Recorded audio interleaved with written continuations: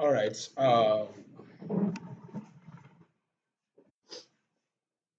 Okay, so today we will be looking at general introduction to Microsoft Excel. So I will start by giving us the definition, what Excel is and what you can do with Excel. Then we'll look at the interface explanation. So we'll look at how we can be familiar with Microsoft Excel interface. So to start with, how do we define Excel? Excel is an office application software that is mainly used for calculation and computation of numbers. I'm talking about creating records, which could be business record, could be other type of record, depending on what you are into. So Excel can also be described as a powerful spreadsheet application that has a very large workspace that aid data collection. So that is how to define Excel. Don't forget I said it's an office application. Okay, now let's quickly look at some areas we can apply Excel or some areas Excel is applicable. Let's start from the business. In the business, we use Excel to do a whole lot of things. To mention few, we use Excel to calculate our profits. We use Excel to track our sales inventory. We use Excel to track our stock inventory and so on and so forth. Now, in the government, we use Excel for revenue tracking to record details about revenue you collected from your clients and so on. In schools, we use Excel to create student register. We use Excel to prepare their statement of results. We even use Excel to track their school fees payments and other important information. All right, now that we already know some of the areas we can apply Excel, let's quickly look at how do we access it on our system. So once you are given a system and you want to use Excel, what are the possible methods on how you can access it? Because it's an application that you need to call from your system before it start doing whatever you want it to do for you. It's not like the Microsoft window that is ready as soon as the system finish booting. So there are two ways we can actually access Microsoft Excel on our system. You either access it through the user interface. When I said user interface, I am talking about this. The whole of this environment right now that is always prompted or given to you as soon as your system finish booting is called the user interface. This environment is actually created for you and I to be able to navigate around the computer, to exploit the computer resources, and to be able to use the install applications. Okay, so since we are here, how do I access Microsoft Excel? Now, the first thing is for you to create an icon that represents it here so that whenever you want to use it, you don't have to go through the long process. And how do we do that? You right click on any empty space and then you go to new. So from new, you locate Microsoft Excel and click on it. So the moment you click, I have an icon created just to be representing Excel. So I can rename it. I can just right click on it and select rename and that will give me access to change the name if I want. I can just say what? Just name it Excel instead of the whole of that long description. Okay, now how do I now access it through this icon that I just created? You either right click on it and select open or you simply double click on it and that will take us straight to the application workspace. So this is one of the methods. There is another standard method of accessing Excel which every user should know rather than depending on the shortcut because at times the shortcut can disappoint you. So what is that method? It's called the program manager method. Going through the start button, So the program manager is just a place where all installed applications are expected to what?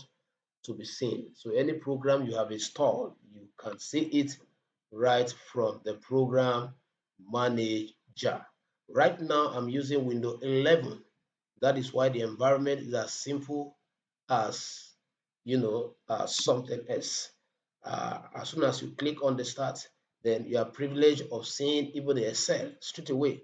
But if you are using other windows like Windows 7, it will be this easy. For Windows 7, you are going to first of all navigate to All Program.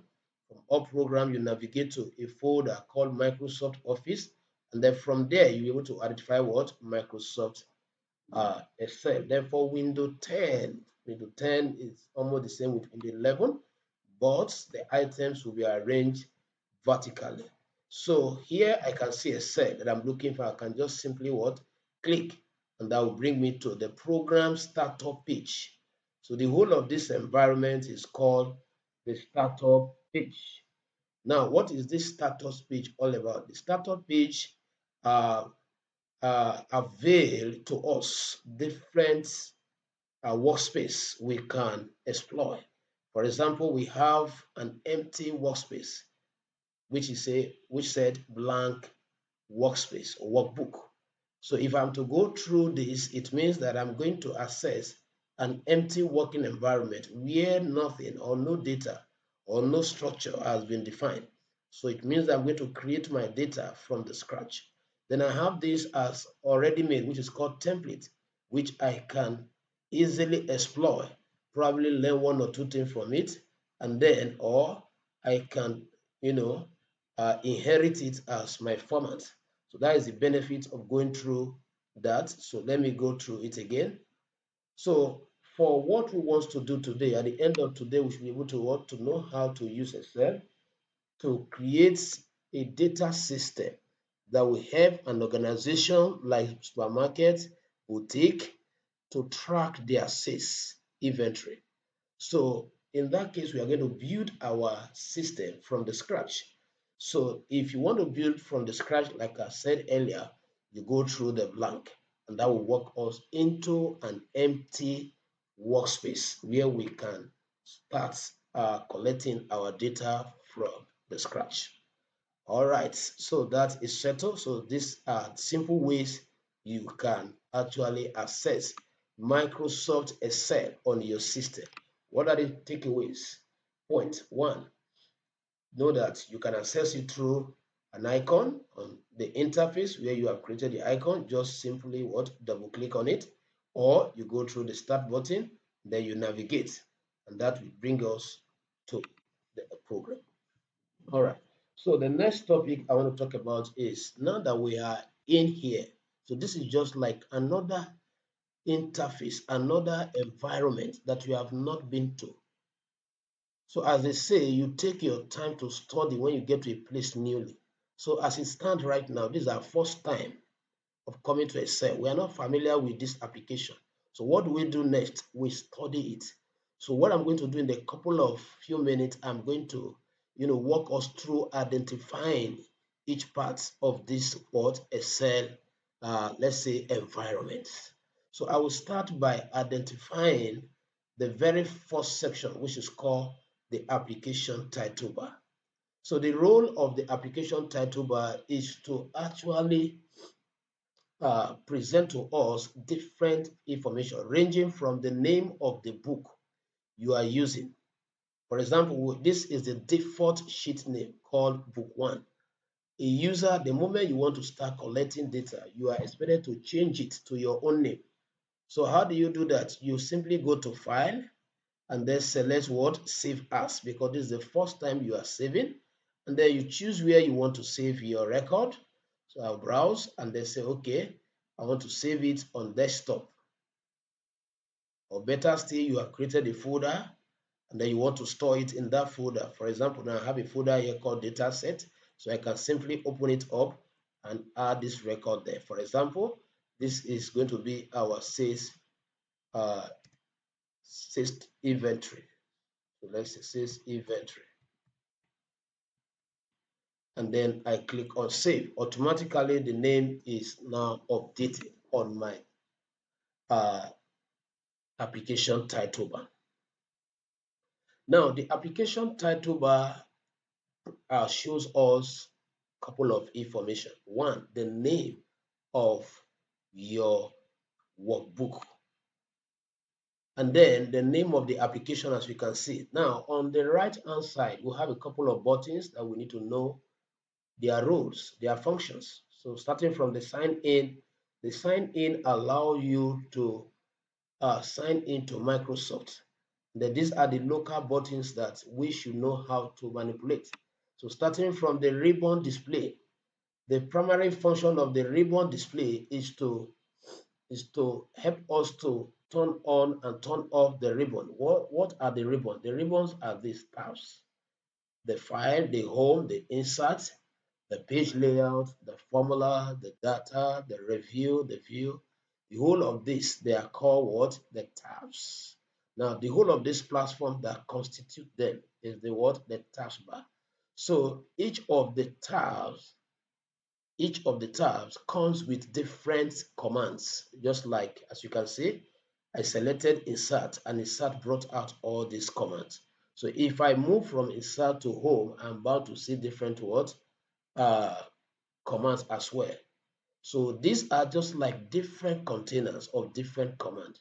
So when you start computing your record here, you got to know how to come to these places to access one or two functions.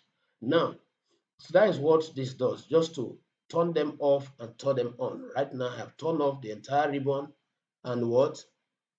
Their commands. So if I want to resume them, all I need to do is to click. I have three options presented here. This is the first option that allows you to hide the tabs and their command, and the second option that allows you to activate only the tabs. That is how you want it. Now, when you activate only the tab, for example, now if I'm working here, I am not seeing the tab or the tab properties or command until I select. And the moment I step out, then they return back to their domain.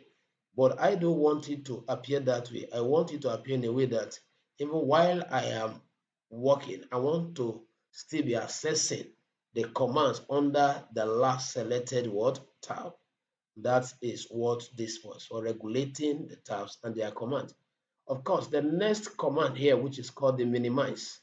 The minimize is to allow us to take away the entire application from the screen for the meantime.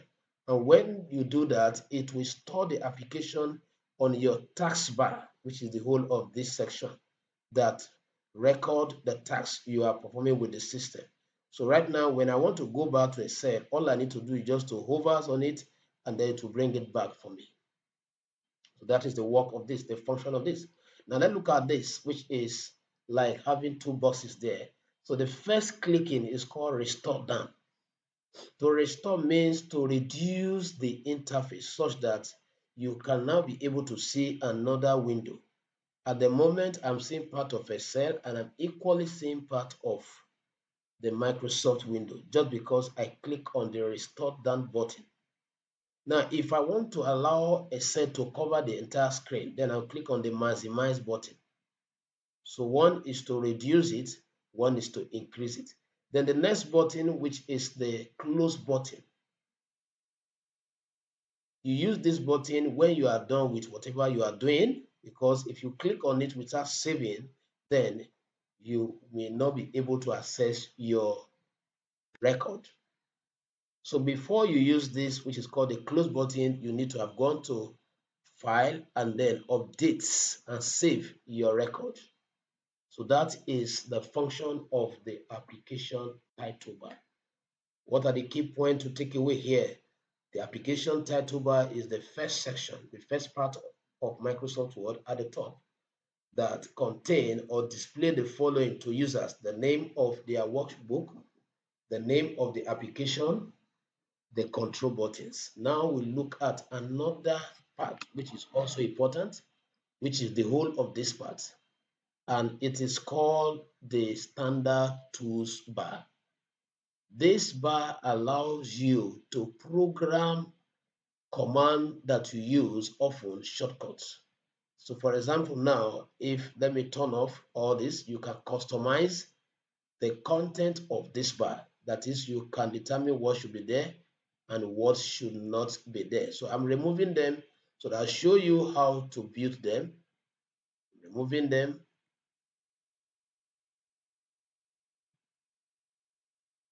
All right. So let's assume the application comes like this. How do you program the often used command? The command you use all the time, like saving, open, undo, redo, printing. You are to program their shortcut. For example, if I want to program save, click on the customize icon and then select save. I've just programmed shortcut for saving. Ordinarily, if I want to perform the work of this or the function of this icon I just programmed here, then I will have been going to what? File, and then I select save. But now that I program each shortcut here, I don't need to do all that. When next I want to save, when I update my record, I just have to come here and click on save without me what? Going through file and selecting save. So I also know that there's no way I'm going to work that I'm not going to be asking for my previous data set or report. So let me also program a shortcut for always accessing my existing record on the system. So instead of me going to file to select open, I have programmed an icon that will give me access to that. So I can go on and on. Let me program an icon for printing, program icon for undo, program icon for redo. Now, supposing I want to program a particular function and it's not among this list, how do I do that? You go to more command. So more command will bring you to the application buffer. A buffer is just a place where all the functions are stored. So right now, let's assume that I want to program fill color. I'll just tap it and click on add. I want to program decrease font size. I click on it and then migrate it. Now, in case I want to eliminate anyone from here, click here and select what remove and then click OK, and that's what settles that. Then you can see all the list of the activated what commands here. So now you know how to customize an icon on the program, command icon on the standard toolbar. So far so good. We have been able to identify two different sections, two different parts that makes up a cell what environment, the application title bar, and the what the standard toolbar. And I've been able to explain their various functions. Now let me quickly go to the third one. The third one is the tabs bar. The whole of this, starting from file to help, is called the tabs bar. Like I've earlier said, the tabs are containers of different commands. So meaning that you can move from one tab to another in accessing or sorting different functions in a cell. So right now I am in insert. That is why I'm seeing all this. So these are the commands stored in what insert as a tab. So when I move to page layout, these are the commands stored in what page layout as a tab, and so on and so forth. So I want you to see the tabs as different rooms that a user can enter to access different word solutions for probably the challenge they could be facing while entering and manipulating data. Now, this particular section that keeps, pouring out the content of any selected tab is called the tabs properties bar.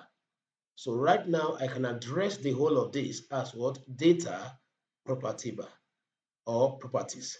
Then when I move from data to home, I can address this as what home commands or home property. So what it means to users is that this particular section we are describing as the property bar is not fixed to any of the tab.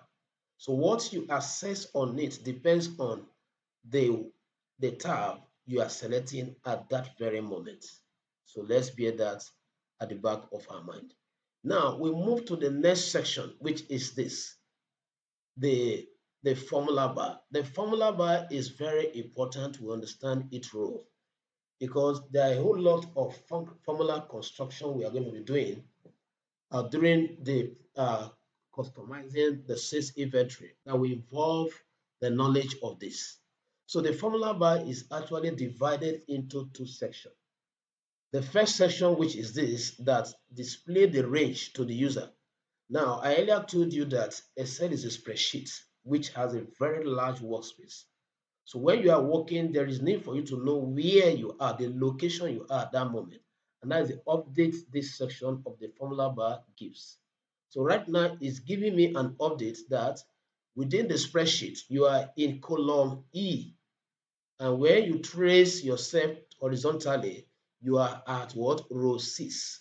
That is what this is simply saying. All right? Okay. Now, the next part of the formula bar is the function section. So this section allows us to write formula. But aside formula entry, it displays the content of your cell. The cell are these boxes, which are like data holders. They are like different variables that are created to or to accept value. So whatever you input, yeah, they are actually stored in the application what variable. So variable in computer is simply storages where you store your value and some of your what your function to be executed from when the need arises. All right. So right now it's showing me an empty word cell because the cell I am currently selecting, there are no value in it. The moment I click here, then to show me value. So mean the formula bar is responsible for giving us two updates. One, the location where you are, where your active cell is. In a moment, I'm going to explain what some of these terms I'm using are. Now, and also the content of any selected cell. So I want to believe that is clear. Just to recap the whole of this session, I said it is your application title bar. Then here is your standard toolbar. Then here is your tabs. And then here is where you can access the tabs properties or the command. And then here the formula bar. Then finally, let's talk about the worksheet. The worksheet is just like an electronic book that allows users to input data and also manipulate them. As we all know, one of the major functions of Excel is for data collection and management. So this is actually the book, the electronic book that allows us to what? To collect the data before we can even what? Manipulate them. Now this worksheet is made up of different components. So before I start talking about the component, let me quickly explain the difference between workbook and worksheet. Now your workbook is the collection of two or more what worksheets. That is the records you have in sheet 1 together with the one you have in sheet 2. When you put them together, that is what form this workbook. For example, the name of this workbook that I'm working on right now is called sales inventory. And it comes with worksheets. So I can rename the sheet by simply right-clicking on it and selecting rename. I can name this my data set sheet, meaning this is where I'm going to what collect all the raw data. Then you can click on this add button to keep adding more what sheet. So I can double click, that's another way, just to highlight whatever you have there. I can name this dashboard.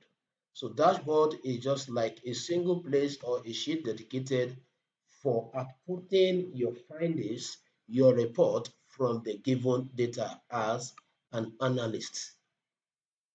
So now, let's say I don't need this particular sheet, I right click on it and then I select what? Delete. Then there are other things I can do. I can change the location of the sheet. You can see it just by clicking and holding down your left button and then you move. Then you watch out for that pointer. All right. Now, the next thing I can do is, okay, so that settles that. Now let's quickly go into the worksheet properly. Now, like I said, the worksheet is your electronic book that allow data entry and manipulation. All right? Okay. Now, what we need to understand that this worksheet is made up of different components. Then it is good we understand this component because your understanding of this component helps you to know how to use Excel, particularly when it comes to the formula aspects, because there are two type of entry or type of data entry talking about when you are computing. There are some that are called the direct entry. Direct entry are data or record you input without the use of any form of formula. While there are other type of data you derive by giving a cell certain tax, which is called query. So we refer to such record as query data. That is record you derive as a result of supplying your query formula through the argument and the operator. We are going to see all of that when we get to the practical aspect, where I'll be teaching us how to use Excel to create a data system that can help an organization like supermarket to track their daily sales. Get to know that. So right now, let's quickly go into the identification of this component and their role. So I want to start with the first one, which is called the column. So the column is, or the columns are the alphabetical label of the worksheet. For example, now, the whole of this A space is called column A, column B, column C. Don't forget the key word to take away from that definition. One, how do I identify column on the worksheet? One, the columns are the section that are labeled with what? Alphabet, vertically, not horizontally. Though the labeling appears to be horizontal, but the space they form, they are vertical. And now, what is the role of this column? What do we do with the column in terms of data collection and record management? The columns are for creating your data objects. Data object in this case means your attribute. The attribute is that keyword that is the variable, let's use that word, the key variable that describe your data object or data property. For example, now if I enter serial number in this case become what? The variable or become the data object that describe all the input that are going to come in here. Then if I type customer name, so this becomes another attribute or heading or header that will probably describe another form of what entry under this column. So that's why I said the column's responsibility is to help you while you are collecting data to state the headings. Now, somebody may want to know in a single worksheet, how many columns do we have?